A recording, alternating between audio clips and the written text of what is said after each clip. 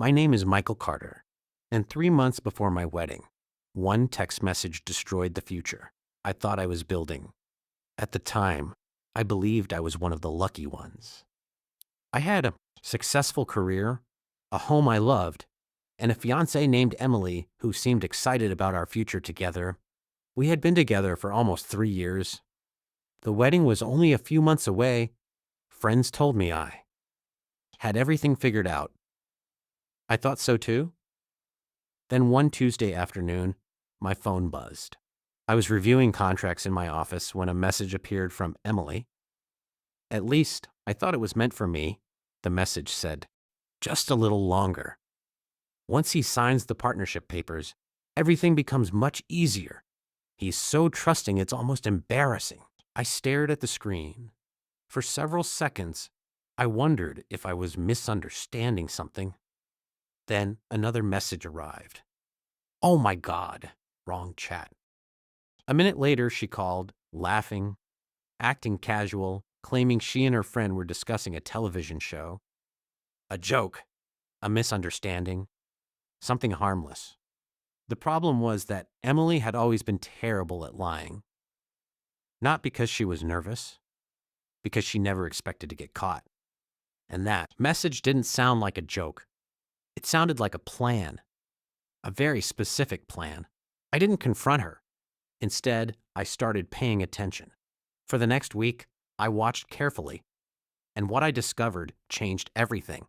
Every conversation somehow led back to money. Every discussion somehow returned to ownership. Every future plan somehow involved my assets becoming our assets immediately. She wasn't asking directly. She was planting ideas, slowly, patiently, the way someone sells a product. The more I watched, the more uncomfortable I became. Then I remembered something. A few months earlier, Emily had been strangely interested in my business structure. At the time, I thought she was simply trying to understand what I did. Now I wasn't so sure.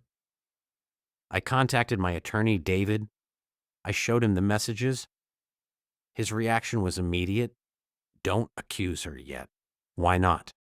"Because if you're right, she'll become careful." That advice changed everything.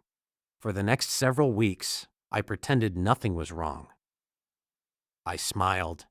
I attended wedding meetings. I discussed honeymoon plans. Meanwhile, David and I quietly reviewed every financial document connected to my life: business accounts, property records, investments, insurance policies, everything. What we found wasn't criminal, but it was concerning. Emily had been requesting information she didn't actually need, asking unusual questions, trying to understand access points she shouldn't have been focused on. Individually, none of it meant much. Together, it painted a very different picture. Then came the mistake that confirmed my suspicions. One evening, Emily left her laptop open while she was in the shower.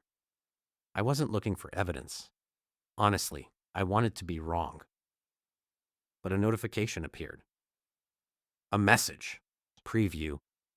My name, followed by a laughing emoji.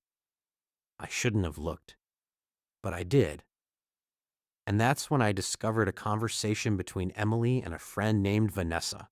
For months, they had been discussing me, not our relationship, not our future, me, my savings, my business, my house, my investments, like I was a project, a strategy, an opportunity.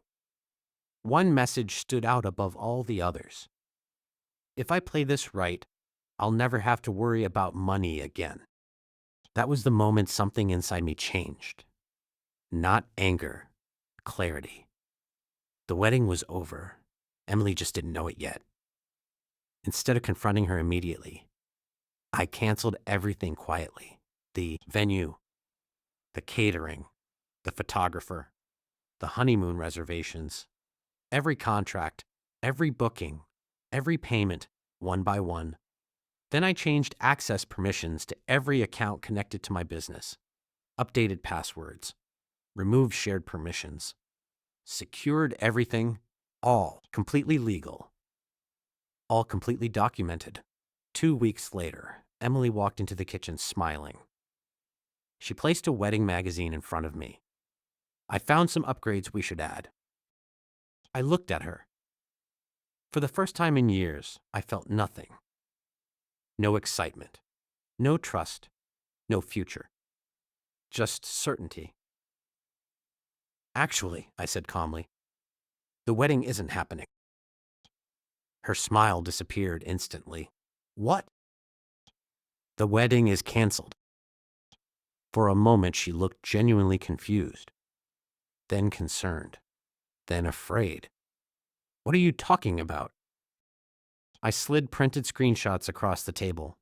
Messages, conversations, plans, comments, months of evidence.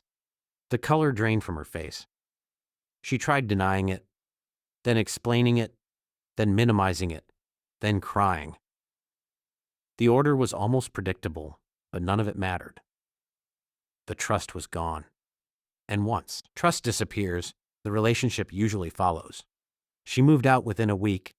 Mutual friends eventually learned the truth. Some apologized. Others disappeared. I didn't care. What surprised me most was how peaceful life became afterward. No more manipulation. No more pressure. No more pretending. A year has passed since then. My business is doing well. The house is still mine. And the life I almost lost is still intact. People sometimes ask whether I regret ending the engagement. The answer is simple. No, because marriage shouldn't begin with hidden agendas. It shouldn't require constant suspicion. And it definitely shouldn't survive on trust that only exists on one side. Looking back, that accidental text message was the best thing that ever happened to me. Emily thought she was sending it to the wrong person.